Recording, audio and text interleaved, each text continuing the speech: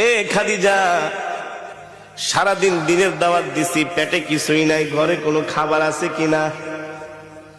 আম্মাজান খাদিজা বলে, ওগো প্রিয় স্বামী, আমাদের ওই যে ছোট একটা বকরি আছে, শুধু ওই বকরি থেকে সন্ধ্যাবেলা এক পেয়ালা দুধ দহন করে আপনার জন্য রেখেছি। আর পাশের বাড়ির মানুষ হাদিয়া হিসাবে আমাদেরকে 4টা খেজুর দিয়ে গেছে। আমি 2টো খেজুর খেয়ে 2টো খেজুর আর এক পেয়ালা দুধ প্রিয় স্বামীর জন্য রেখে দিয়েছি। আপনাদের কাছে আমার প্রশ্ন, সারাদিন না খাওয়া মানুষের কি এক পেয়ালা দুধে কি পেট ভরে, তৃপ্তি মিঠে? আম্মা জান আয়েশা রাদিয়াল্লাহু তাআলা আনহা আল্লাহর নবীর সামনে দুধের পেয়ালা হাজির করলেন। নবীজি অর্ধেকটুকুন দুধ খেয়ে অর্ধেকটুকুন দুধ আম্মা জানকে দিয়ে দিলেন। নবীজি একটা খেজুর খাইলেন, আর একটা খেজুর আম্মা জানকে দিয়ে দিলেন।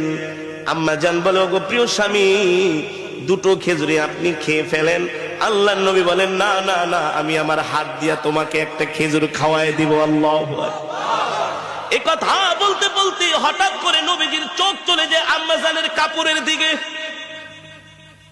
আম্মা জান যে কাপড় পরেছেন, ওই কাপড়ের মধ্যে এত তালি, এত তালি, এত তালি, এখন আর মনে হয় কাপড় ছিঁড়ে গেলে তালি দেওয়ার মতো জায়গা থাকবে না।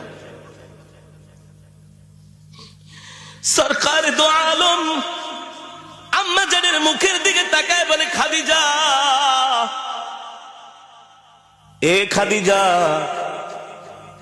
40 মণ স্বর্ণ নিয়ে আমাকে বিবাহ করলা, কতটা মাস হয়ে গেল, ঠিক মতো কোনোদিন ঘরের বাজারও করি না, বাজার সদাইও আনতে পারি না, না খায়া থাকো।